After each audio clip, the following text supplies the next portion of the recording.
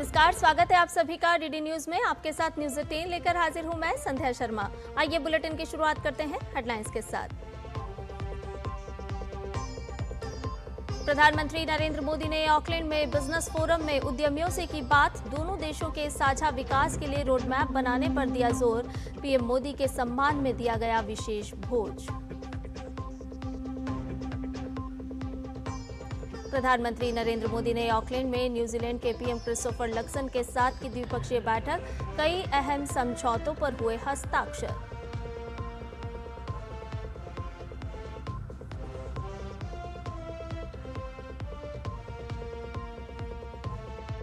स्वदेशी stealth frigate INS Mahendragiri F-38 आज नौसेना के बेड़े में होगा शामिल। रक्षा मंत्री राजनाथ सिंह की मौजूदगी में विशाखापत्तनम में कमिश्निंग कार्यक्रम।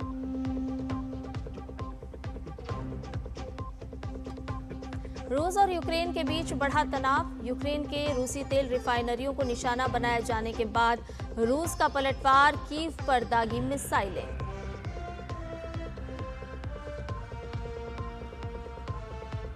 और बेल्जियम को 2-1 से मात देकर फीफा विश्व कप के सेमीफाइनल में पहुंचा स्पेन। अंतिम 4 में फ्रांस से होगा मुकाबला। आज क्वार्टर फाइनल में इंग्लैंड और नॉर्वे होंगे आमने सामने। सभी खबरें विस्तार के साथ। प्रधानमंत्री नरेंद्र मोदी ने न्यूजीलैंड के ऑकलैंड में बिजनेस फोरम में हिस्सा लिया। उन्होंने दोनों देशों के साझा विकास के लिए एक रोड मैप बनाए जाने और उसे क्रियान्वित करने की बात कही।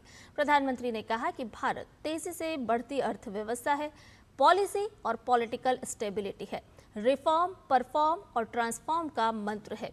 ऐसे में भारत में निवेश के अवसर इंफ्रा निर्माण से लेकर स्पेस, शिक्षा और मैन्युफैक्चरिंग क्षेत्रों में है। उन्होंने अगले 15 वर्ष में न्यूजीलैंड द्वारा भारत में $15 बिलियन के निवेश प्रतिबद्धता पर खुशी जाहिर की। वर्ष दोनों देशों के बीच 9 महीनों के रिकॉर्ड समय में फ्री ट्रेड एग्रीमेंट किया है। ये आप सभी के लिए market access, investment, services, technology और टैलेंट मोबिलिटी के नए अवसर लेकर आएगा। मुझे विश्वास है कि नए जोश और उत्साह के साथ काम करते हुए हम 2030 तक द्विपक्षीय व्यापार को दोगुना बढ़ाएंगे। न्यूजीलैंड द्वारा अगले 15 वर्षों में भारत में $20 बिलियन का इन्वेस्टमेंट कमिटमेंट किया गया है। यह केवल निवेश का नहीं है, बल्कि भारत की विकास यात्रा में सहभागी बनने का भी कमिटमेंट है। प्रधानमंत्री ने कहा कि भारत सिर्फ एक मार्केट नहीं बल्कि ग्लोबल ग्रोथ का लॉन्च पैड है। उन्होंने न्यूजीलैंड की माओरी संस्कृति और भारत की परंपरा में प्रकृति के महत्व को साझा विरासत बताया। प्रधानमंत्री मोदी ने कहा कि साझा मूल्यों पर आधारित समावेशी और सतत विकास का मॉडल तैयार कर सकते हैं। न्यूजीलैंड के पास हॉर्टिकल्चर, डेयरी साइंस और फॉरेस्ट्री में विशाल एक्सपर्टीज है। भारत के पास कंज्यूमर मार्केट, फूड पार्क्स और एग्रीटेक टैलेंट की ताकत है। हम मिलकर farm to market, value chains और ग्लोबल एक्सपोर्ट प्लेटफॉर्म बना सकते हैं। फिनटेक में आज भारत ग्लोबल लीडर है। आज दुनिया की 50% real time digital payments Bharat में होती है। हम डिजिटल पेमेंट्स के साथ साथ ग्रीन बॉन्ड्स में भी आगे बढ़ सकते हैं। हमने स्पेस सेक्टर को प्राइवेट पार्टिसिपेशन के लिए खोल दिया है। आज भारत में 400 से अधिक स्पेस स्टार्टअप्स है और अब तो एक यूनिकॉर्न भी बन गई है। दोनों देशों की कंपनियां भारत के स्पेस इकोसिस्टम के साथ मिलकर स्मॉल सैटेलाइट्स, रिमोट सेंसिंग और ओशन मॉनिटरिंग में काम कर सकते हैं। भारत में स्मार्ट सिटीज मिशन के अंतर्गत 100 सिटीज में 8,000 से अधिक प्रोजेक्ट पर काम हो रहा है। हम मिलकर urban mobility, water management, waste management जैसे क्षेत्रों में काम कर सकते हैं। न्यूजीलैंड दौरे के अंतिम दिन प्रधानमंत्री नरेंद्र मोदी ने खेल जगत की प्रमुख हस्तियों से मुलाकात की। इस दौरान न्यूजीलैंड के प्रधानमंत्री क्रिस्टोफर लक्सन भी मौजूद रहे। न्यूजीलैंड के पूर्व क्रिकेटर रॉस टेलर और स्पोर्ट्स न्यूजीलैंड की सीईओ रैलन कैसिल ने पीएम मोदी की अगवानी की। पीएम मोदी ने अलग अलग खेलों के खिलाड़ियों से वहां पर हो रहे खेल कार्यक्रमों के बारे में जानकारी ली। इस दौरान न्यूजीलैंड को आईसीसी T20 विश्व कप ट्रॉफी का हस्तांतरण किया गया। इस श्रृंखला का आयोजन 2028 में न्यूजीलैंड और ऑस्ट्रेलिया संयुक्त रूप से करेंगे। प्रधानमंत्री नरेंद्र मोदी और न्यूजीलैंड के प्रधानमंत्री क्रिस्टोफर लक्सन के बीच आज ऑकलैंड में द्विपक्षीय वार्ता हुई। इसमें रक्षा क्षेत्र के समझौते से सैन्य सहयोग और रणनीतिक साझेदारी को बढ़ावा दिए जाने पर सहमति बनी। वार्ता के दौरान प्रधानमंत्री मोदी ने कहा कि 40 वर्ष बाद किसी भारतीय प्रधानमंत्री की न्यूजीलैंड यात्रा दोनों देशों के संबंधों में एक ऐतिहासिक पड़ाव है। यह हमारे संबंधों में एक ऐतिहासिक पड़ाव है जो हमारे संबंधों की नई ऊर्जा, हमारी मित्रता के नए संकल्प को दोहराने वाला है। और इतने कम समय में पूरा न्यूजीलैंड एक साथ होकर के एफटीए को जमीन पे उतारना इतने कम, शायद ये दुनिया में पहली बार इतने कम समय में ये सफलता हुई होगी। भारत और न्यूजीलैंड के बीच ऐतिहासिक संबंधों के उल्लेख से लेकर मुक्त व्यापार समझौते पर तीव्र गति दोनों देशों के बीच हुए समझौतों का मजबूत आधार बनी।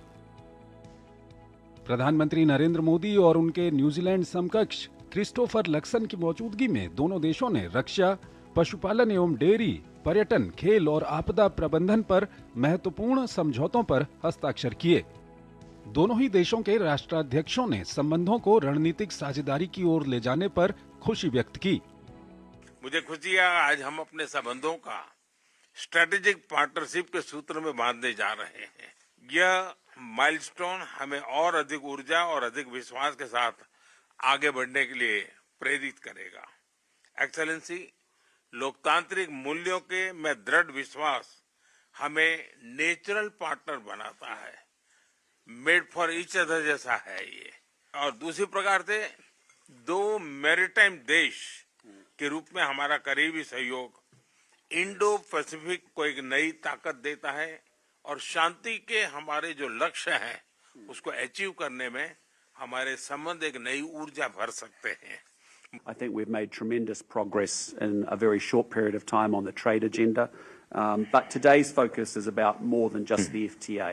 It's about where we go to next in this relationship and how we broaden that out. And I know we have very proud to announce that we will be forming a strategic partnership which will give the relationship more framework and breadth for us to continue to expand as we go forward from here. प्रधानमंत्री नरेंद्र मोदी की यात्रा से Bharat New Zealand की मजबूत साझेदारी पहले से और सशक्त हुई है। ये 40 वर्ष बाद किसी भारतीय प्रधानमंत्री की न्यूजीलैंड यात्रा है। इससे पहले गवर्नमेंट हाउस में प्रधानमंत्री मोदी का औपचारिक स्वागत किया गया और उन्हें गार्ड ऑफ ऑनर दिया गया।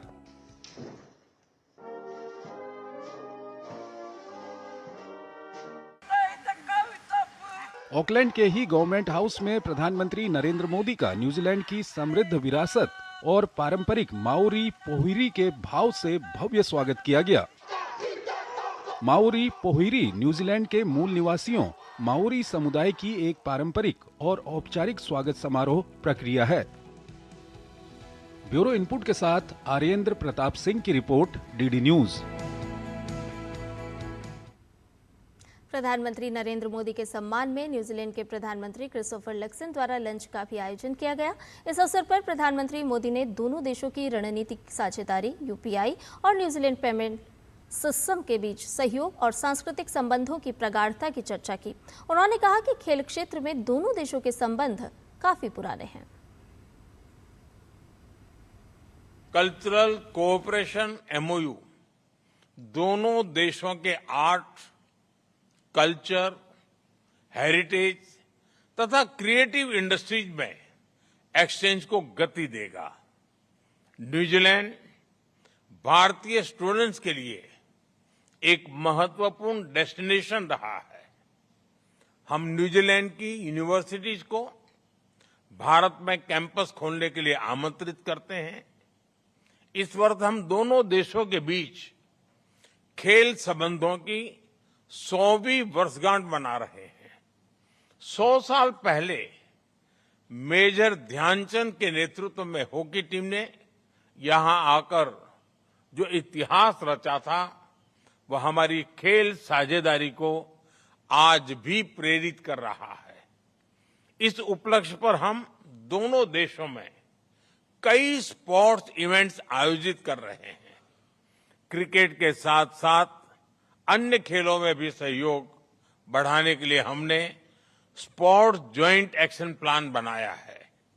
हाल ही में भुवनेश्वर में न्यूजीलैंड रग्बी और रग्बी इंडिया के कोचिंग प्रोग्राम से अच्छी शुरुआत हुई है। प्रधानमंत्री मोदी ने बढ़ती वैश्विक चुनौतियों, इंडो पैसिफिक में शांति, सुरक्षा और स्वतंत्रता और UN जैसी वैश्विक संस्थाओं में सुधार की बात कही। इसके अलावा आतंकवाद जैसी चुनौतियों पर ज्वाइंट वर्किंग ग्रुप बनाए जाने पर प्रसन्नता जाहिर की। उन्होंने कहा कि दोनों देश एक रग्बी टीम की तरह हैं जो एक साथ चुनौतियों को टैकल करेंगे। जैसे रग्बी में टीम वर्क और भरोसा जरूरी होता है, वैसे ही हम भी आपसी विश्वास के साथ आगे बढ़ेंगे। हम एक ही टीम में हैं, इसलिए टैकल केवल चुनौतियों को करेंगे। बुलेटिन में खबरें और भी हैं, लेकिन फिलहाल रुक रहे एक छोटे से ब्रेक के लिए जल्द हाजिर होंगे। पर्यटन केवल घूमने फिरने तक सीमित नहीं, बल्कि संस्कृति, रोजगार और आर्थिक विकास का मजबूत आधार है। प्रधानमंत्री श्री नरेंद्र मोदी की मंशा अनुरूप और मुख्यमंत्री डॉक्टर मोहन यादव के नेतृत्व में मध्य प्रदेश का पर्यटन अब अंतर्राष्ट्रीय स्तर पर नई पहचान बना रहा है। वसुधैव कुटुम्बकम की भावना के साथ मध्य प्रदेश देश विदेश से आने वाले हर पर्यटक का आत्मीय स्वागत कर रहा है। मध्य प्रदेश आके हमें प्रकृति, संस्कृति और आध्यात्मिकता का अनुभव हुआ। यहाँ की साफ सफाई, व्यवस्थाएं और लोगों का अपनापन हमारी यात्रा को यादगार बना गया। मध्य प्रदेश सरकार का बहुत बहुत धन्यवाद। ग्रामीण पर्यटन, वेलनेस और इको टूरिज्म जैसे नए क्षेत्रों पर विशेष फोकस के साथ मध्य प्रदेश सतत विकास और बेहतर पर्यटन अनुभव की दिशा में तेजी से आगे बढ़ रहा है। धार्मिक पर्यटन की दृष्टि से और अन्य पर्यटकों की दृष्टि से अगर कोई पर्यटक आए किसी राज्य में, हाँ हमें गर्व है, मध्य प्रदेश वो स्थान है जहाँ सर्वाधिक रूप से टूरिज्म का सेक्टर सबसे अच्छी गति से बढ़ा। मेरी पसंद, मेरी पसंद, मेरी पसंद, मेरी पसंद, हमारी पसंद, हम सबकी पसंद। मजबूत देश का मजबूत सरिया हो गया स्टील। यार कैसे ले पाएंगे घर? नहीं, आज गर्मी बहुत है ना? यस, बहुत ही ज्यादा। पापा, घर खरीदने की planning is not easy. Vinni, long term savings का बेस्ट प्लान बताना। LIC protection plus plan. LIC और सेविंग्स। यस, इसमें इंश्योरेंस और फंड्स दोनों में इन्वेस्ट करके गोल्स के हिसाब से सम अश्योर्ड एडजस्ट कर सकते हो। LIC protection plus plan, future insured, growth assured. Break के बाद न्यूज 18 में आपका एक बार फिर से स्वागत है। भारत और दक्षिण कोरिया के बीच के मजबूत द्विपक्षीय और रणनीतिक संबंध अब एक नए शिखर पर पहुंच रहे हैं। प्रधानमंत्री नरेंद्र मोदी ने दक्षिण कोरिया के राष्ट्रपति ली जे-म्योंग द्वारा भेजे गए एक बेहद स्नेहपूर्ण और विचारशील बधाई संदेश के लिए सोशल मीडिया प्लेटफॉर्म एक्स पर उनका सहर्ष आभार व्यक्त किया है। प्रधानमंत्री नरेंद्र मोदी ने कहा, दोस्ती की ओर से आने वाले ऐसे आत्मीय संदेश हमेशा उनके दिल के करीब रहते हैं। दोनों शीर्ष नेताओं के बीच का यह अनूठा संवाद न केवल उनके मजबूत व्यक्तिगत संबंधों को प्रदर्शित करता है, बल्कि भारत और दक्षिण कोरिया के बीच बढ़ती गहरी दोस्ती और विशेष रणनीतिक साझेदारी को भी एक नई ऊर्जा और मजबूती प्रदान करता है। इससे पहले राष्ट्रपति ली जे-म्यूंग ने सोशल मीडिया प्लेटफॉर्म एक्स पर एक वीडियो साझा करते हुए लिखा कि भारत और न्यूजीलैंड दोनों की दोस्ती और तरक्की की कामना करता हूं। भारतीय नौसेना की ताकत में एक नया और घातक अध्याय जुड़ने जा रहा है। समुद्र की लहरों को चीरते हुए और दुश्मन के रडार को चकमा देने में स्टेल्थ माहिर युद्धपोत जो है वो INS महेंद्रगिरी F-38 समंदर में राज करने के लिए तैयार है। प्रोजेक्ट 17A के तहत देश में ही तैयार ये युद्धपोत आज नौसेना में कमीशन किया जाएगा। इस विध्वंसक फ्रिगेट को विशाखापट्टनम में विधिवत रूप से नौसेना के बेड़े में शामिल किया जाएगा। इसका निर्माण मुंबई स्थित Mazagon dock shipbuilders limited ने किया है। इस अल्ट्रा मॉडर्न युद्धपोत का डिजाइन भारतीय नौसेना के वॉरशिप डिजाइन ब्यूरो द्वारा स्वदेशी रूप से तैयार किया गया है। इस खास मौके पर रक्षा मंत्री राजनाथ सिंह मुख्य अतिथि के रूप में मौजूद रहेंगे। आपको बता दें कि मझगांव डॉक ने इसके निर्माण में 75% से ज्यादा स्वदेशी उपकरणों का इस्तेमाल किया है। ये भारत सरकार के आत्मनिर्भर भारत का एक बड़ा उदाहरण है। फ्रिगेट का नाम इस घाट की राजसी महेंद्रगिरी पर्वत श्रृंखला के नाम पर रखा गया है। INS महेंद्रगिरी की सबसे बड़ी खासियत अचूक मारक क्षमता और इसके हाई नेटवर्क सेंट्रिक फीचर्स हैं। इस युद्धपोत को सबसे घातक ब्रह्मोस सुपरसोनिक क्रूज मिसाइलों से लैस किया गया है, जो इसे समुद्र में किसी भी टारगेट को पल भर में नेस्त नाबूद करने की ताकत देता है। INS Mahendragiri anti air, anti surface और एंटी सबमरीन युद्ध में पूरी तरह से सक्षम है। इसमें आधुनिक sensors, advance combat management system और इंटीग्रेटेड वेपन सिस्टम मौजूद हैं। INS महेंद्रगिरी हिंद महासागर क्षेत्र में भारत की समुद्री सुरक्षा और उपस्थिति को मजबूत करते हुए एक सुरक्षित, स्थिर और समृद्ध इंडो पैसिफिक में योगदान देगा। केंद्रीय गृह मंत्री अमित शाह नई दिल्ली में नगर पालिका परिषद द्वारा विकसित जयप्रकाश नारायण सार्वजनिक पुस्तकालय का उद्घाटन करेंगे। यह पुस्तकालय डिजिटल और मल्टीमीडिया सुविधा से लैस है। इस पुस्तकालय में 30,000 से ज्यादा किताबें उपलब्ध हैं। इसमें एक ई पुस्तकालय खंड भी है, जिसमें ऑनलाइन पुस्तकालय सेवाओं की सदस्यता दी गई है। इसके जरिए उपयोगकर्ताओं को 5 लाख से अधिक ई किताबों और डिजिटल कैटलॉग तक पहुंच मिलेगी। यूक्रेन की राजधानी कीव में आज रूस ने कई हमले किए। कीव के सैन्य प्रशासन प्रमुख तिमोर तकाचेंको ने पुष्टि की कि रूस ने कीव पर मिसाइलों से लगातार कई हमले किए हैं। यह हमला उस समय हुआ जब इससे एक दिन पहले यूक्रेन ने दक्षिणी रूस में ड्रोन हमले कर कई तेल रिफाइनरियों को निशाना बनाया था। यूक्रेन अब रूस के ऊर्जा ढांचे को कमजोर करने की रणनीति पर काम कर रहा है। यूक्रेन ने लोगों से सुरक्षित स्थानों पर रहने की अपील की है। 2022 में शुरू हुए रूस यूक्रेन युद्ध के बाद से रूस कीव पर लगातार मिसाइल और ड्रोन से हमले करता जा रहा है। हाल के दिनों में रूस द्वारा तेज रफ्तार बैलिस्टिक मिसाइलों के इस्तेमाल से यूक्रेन की वायु रक्षा प्रणाली को बड़ी चुनौती मिली है।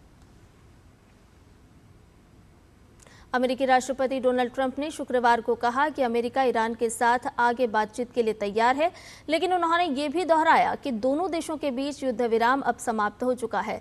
ट्रंप ने कहा कि ईरान ने बातचीत जारी रखने की इच्छा जताई थी, जिस पर अमेरिका सहमत हुआ है। ईरान और अमेरिका के बीच पिछले महीने के बाद से कोई सीधी बातचीत नहीं हुई है। इस बीच मध्यस्थ देश कतर का एक प्रतिनिधिमंडल तनाव कम करने के प्रयासों के तहत तेहरान पहुंचा है। हाल ही के दिनों में दोनों देशों ने एक दूसरे पर फिर से हमले करने शुरू कर दिए, जिससे इलाके में युद्ध बढ़ने की आशंका बढ़ गई।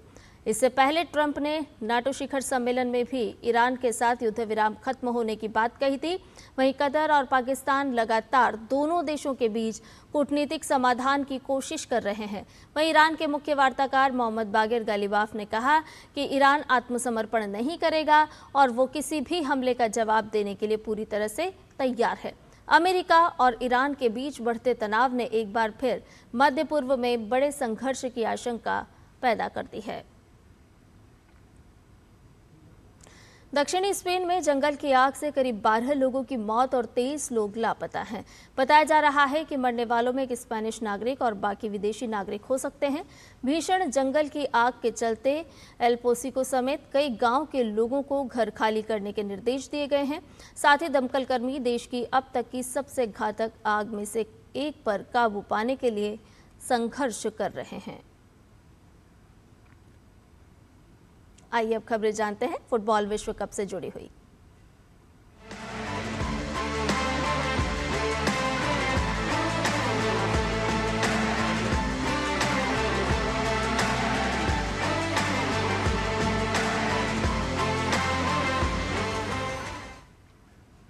फीफा विश्व कप 2026 के दूसरे क्वार्टर फाइनल में स्पेन ने बेल्जियम को 2-1 से हराकर सेमीफाइनल में प्रवेश कर लिया है। लॉस एंजलिस स्टेडियम में खेले गए इस रोमांचक मुकाबले में स्पेन के लिए फैबियन रुइज और मिकेल मेरिनो ने गोल किए, जबकि बेल्जियम की ओर से चार्ल्स डी कैटेलारे ने एकमात्र गोल दागा। अब सेमीफाइनल में स्पेन का सामना मौजूदा उपविजेता फ्रांस से होगा। ये मुकाबला डलास स्टेडियम में खेला जाएगा। मैच के 30वें मिनट में बेल्जियम के गोलकीपर थिबाउट कुर्तुआ ने डैनी एल्मो का पहला शॉट रोक लिया, लेकिन रिबाउंड पर फैबियन रुइज ने शानदार फिनिश करते हुए स्पेन को 1-0 की बढ़त दिलाई। पहले हाफ के अंत से ठीक पहले बेल्जियम की ओर से चार्ल्स डी कैटेलारे ने 41वें मिनट में हेडर के जरिए गोल दागकर स्कोर 1-1 से बराबर कर दिया। स्पेन की ओर से दूसरा गोल मिकेल मेरिनो ने किया। ये गोल खेल के 88वें मिनट में आया। स्पेन और फ्रांस के बीच सेमीफाइनल मुकाबला अब बुधवार को खेला जाएगा। फीफा विश्व कप में आज देर रात दूसरा क्वार्टर फाइनल मुकाबला खेला जाएगा, जहां इंग्लैंड और नॉर्वे के बीच ये मैच होना है। दोनों टीमों के बीच ये मैच मियामी स्टेडियम में खेला जाएगा।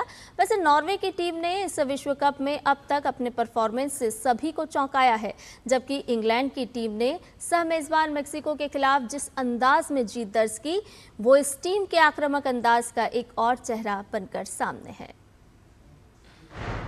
हैरी केन वर्सेस अर्लिंग हालांड, दो दिग्गज अब एक दूसरे के आमने सामने होंगे। मौका फीफा विश्व कप के क्वार्टर फाइनल का होगा। एक तरफ जोश से भरी नॉर्वे की टीम है, तो दूसरी तरफ अनुभवी इंग्लैंड की टीम। नॉर्वे ने पूरे आत्मविश्वास के साथ क्वार्टर फाइनल में प्रवेश किया है। राउंड ऑफ 16 में ब्राजील पर 2-1 की जीत ने न केवल उनके मनोबल को बढ़ाया है, बल्कि ये भी साबित कर दिया है कि नॉर्वे की टीम अब केवल अर्लिंग हालांड पर ही निर्भर नहीं है। मार्टिन ओडेगार्ड के शानदार खेल की बदौलत नॉर्वे ने अपनी रणनीति में तेजी से बदलाव किया है। वैसे इंग्लैंड के लिए सबसे बड़ी चुनौती अर्लिंग हालांड है, जो इस विश्व कप में 7 गोल दाग चुके हैं और उनकी मौजूदगी इंग्लैंड के डिफेंस के लिए बड़ा खतरा बन सकती है। वैसे ब्राजील के खिलाफ नॉर्वे का गेंद पर नियंत्रण 66.4% का रहा है। उधर इंग्लैंड की बात करें तो टीम मैक्सिको को हराकर क्वार्टर फाइनल में है। इंग्लिश टीम लगातार तीसरी बार फीफा वर्ल्ड कप के क्वार्टर फाइनल में पहुंची है। इंग्लैंड की मौजूदा टीम में कई ऐसे खिलाड़ी हैं जिन्हें बड़े टूर्नामेंटों का अनुभव है। Jordan Pickford, John stones, Jordan Henderson, Marcus Rashford और कप्तान हैरी केन 2018 वर्ल्ड कप में भी टीम का हिस्सा रह चुके हैं। टीम के कप्तान हैरी केन जबरदस्त फॉर्म में हैं। इस खिलाड़ी ने अब तक 5 मैचों में 6 गोल किए हैं। नॉर्वे इंग्लैंड के बीच वैसे अब तक 12 मुकाबले हुए हैं, जिसमें 7 बार इंग्लैंड ने जीत हासिल की है, वहीं नॉर्वे ने 2 बार, जबकि 3 मुकाबले ड्रॉ रहे हैं। Sports desk, D news. Football विश्व कप के अंतिम क्वार्टर फाइनल में डिफेंडिंग चैंपियन अर्जेंटीना के सामने स्विट्जरलैंड होगी। स्विट्जरलैंड ने आज तक कभी अर्जेंटीना को नहीं हराया है। वहीं अर्जेंटीना की टीम विश्व कप में पिछले 11 मैच से अपराजित है। इस मैच में अर्जेंटीना के स्टार लियोनेल मेसी पर एक बार फिर सभी की नजर रहेगी, जो विश्व कप में अब तक 8 गोल कर चुके हैं। फुटबॉल विश्व कप के चौथे और अंतिम क्वार्टर फाइनल में मौजूदा चैंपियन अर्जेंटीना का सामना स्विट्जरलैंड से होगा। अर्जेंटीना की टीम जहां अपने विश्व कप खिताब की रक्षा के अभियान को आगे बढ़ाने के इरादे से उतरेगी, वहीं स्विट्जरलैंड उलटफेर करते हुए पहली बार अर्जेंटीना को मात देना चाहेगी। स्विट्जरलैंड की टीम सभी प्रतियोगिताओं को मिलाकर 7 बार अर्जेंटीना के खिलाफ खेल चुकी है, लेकिन उन्हें कभी जीत नहीं मिली। वहीं अर्जेंटीना की टीम विश्व कप में पिछले 11 मैच से अपराजित है। ये उनका सबसे लंबा अविजित अभियान है। राउंड ऑफ 32 में अर्जेंटीना को केप वर्डे की मजबूत चुनौती का सामना करना पड़ा था, जहां वे एक्स्ट्रा टाइम में हुए गोल की मदद से जीते थे। वहीं राउंड ऑफ 16 में मिस्र के खिलाफ उन्हें मुश्किल से जीत मिली थी। मिस्र के खिलाफ उन्होंने 2-0 से पिछड़ने के बाद वापसी करते हुए जीत दर्ज की थी। मिस्र के खिलाफ गोल करने के साथ ही मेसी विश्व कप के लगातार 6 नॉकआउट मुकाबलों में गोल करने वाले पहले खिलाड़ी बन गए। वहीं विश्व कप के मुख्य दौर में वे लगातार 9 मैच में गोल कर चुके हैं। हालांकि एक अनचाहा रिकॉर्ड भी उनके साथ जुड़ गया है। मिस्र के खिलाफ उन्होंने स्पॉट किक मिस कर दी थी और वे इतिहास में पहले फुटबॉलर बन गए जो एक ही विश्व कप में 2 बार पेनल्टीज पर गोल करने से चूक गए। अर्जेंटीना का डिफेंस भी मजबूत है और प्रतियोगिता में उनके खिलाफ सिर्फ 9 शॉट्स ऑन टारगेट देखने को मिले हैं। हालांकि उनके खिलाफ कन्वर्जन रेट अच्छा है। स्विट्जरलैंड की बात करें तो वो एकमात्र टीम है जो इस विश्व कप के किसी भी मैच में पिछड़ती नजर नहीं आई। 6 क्वालिफायर्स और फाइनल्स के 5 मैच को मिलाकर टीम का शानदार अभियान जारी है। राउंड ऑफ 32 में स्विट्जरलैंड ने अल्जीरिया को 2-0 से मात दी थी। वहीं अंतिम 16 के मुकाबले में स्विट्जरलैंड ने कोलंबिया को 120 मिनट तक गोल नहीं करने दिया और फिर पेनल्टीज में 4-3 से जीत दर्ज की।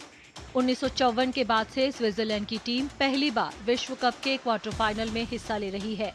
अब देखना होगा कि स्विट्जरलैंड मौजूदा चैंपियन को चौंकाने में कामयाब रहती है या अर्जेंटीना अपने खिताब की रक्षा की ओर एक और कदम आगे बढ़ाती है। Sports desk, DD news. News 18 में फिलहाल के लिए इतना ही। मुझे दीजिए इजाजत। नमस्कार।